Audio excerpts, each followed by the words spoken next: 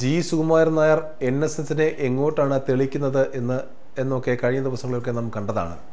പ്രത്യേകിച്ചും ഈ ശബരിമല വിഷയം ഉയർന്നു വന്നപ്പോൾ NSS സ്വീകരിച്ച നിലപാട് തങ്ങൾ ആർക്കൊപ്പമാണ്, തങ്ങൾ ആരെയാണ് പിന്തുണയ്ക്കുന്നത് എന്നൊക്കെ കേരളത്തിലെ ജനങ്ങൾക്ക് വളരെ വ്യക്തമായി മനസ്സിലാക്കുന്ന സമീപനം തന്നെയാണ് NSSന്റെ ഭാഗത്തു നിന്നുണ്ടായത്. ഏതായാലും BJPക്ക് അത് വലിയ ആശ്വാസമാണ് പകർന്നത്.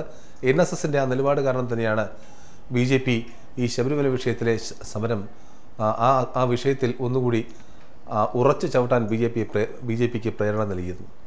ഇപ്പോൾ ആ വിഷയം വീണ്ടും പറയാൻ കാരണമുണ്ട്. കഴിഞ്ഞ ദിവസം NSS പ്രധാനമന്ത്രി നരേന്ദ്രമോദിക്ക് കത്തയച്ചിരിക്കുന്നു.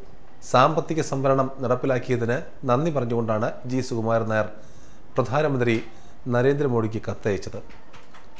മുന്നോക്കക്കാരിലെ പിന്നാക്കക്കാർക്ക് ഏർപ്പെടുത്തിയ സംവരണത്തെ സ്വാഗതം ചെയ്തുകൊണ്ടാണ് ജി സുകുമാരൻ നായർ പ്രധാനമന്ത്രിക്ക് കത്തയച്ചിരിക്കുന്നത്. പ്രധാനമന്ത്രിക്ക് കത്തയക്കുക മാത്രമല്ല, കോൺഗ്രസിനെയും മുൻ UPA സർക്കാരിനെയും ജി സുകുമാരൻ നായർ വിമർശിച്ചിരിക്കുന്നു. കാരണം അന്ന് സാമ്പത്തിക സംവരണം നടപ്പിലാക്കാനായിട്ടൊരു സമിതി രൂപീകരിച്ചു. ആ സമിതി റിപ്പോർട്ട് കൊടുത്തു. പക്ഷേ ആ സാമ്പത്തിക സംവരണം നടപ്പിലാക്കാൻ മുൻ സർക്കാരിന് കഴിഞ്ഞില്ല എന്നാണത്രേ ജി സുകുമാരൻ നായരുടെ വിമർശനം. അപ്പോൾ കേരളത്തിലെ കോൺഗ്രസ് ഈ NSSനോട് കാണിക്കുന്ന വിധേയത്വം, അതിൻ്റെ ഒരു മറുപടി നായർ സമൂഹത്തിൻ്റെ വോട്ടായി കോൺഗ്രസിന് കിട്ടാൻ സാധ്യതയില്ല എന്നാണ് ജി സുകുമാരൻ നായർ പറയാതെ പറഞ്ഞു വെക്കുന്നത്.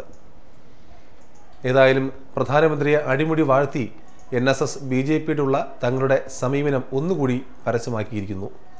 ഇനിയിപ്പോൾ NSSന്റെ ഈ നിലപാട് കാരണം പ്രധാനമന്ത്രി കേരളത്തിൽ വരുമ്പോൾ വനസമാധിയിൽ പുഷ്പാർച്ചന നടത്തിയേക്കും എന്നു മറ്റുമുള്ള വാർത്തകളും പുറത്തു വരുന്നു.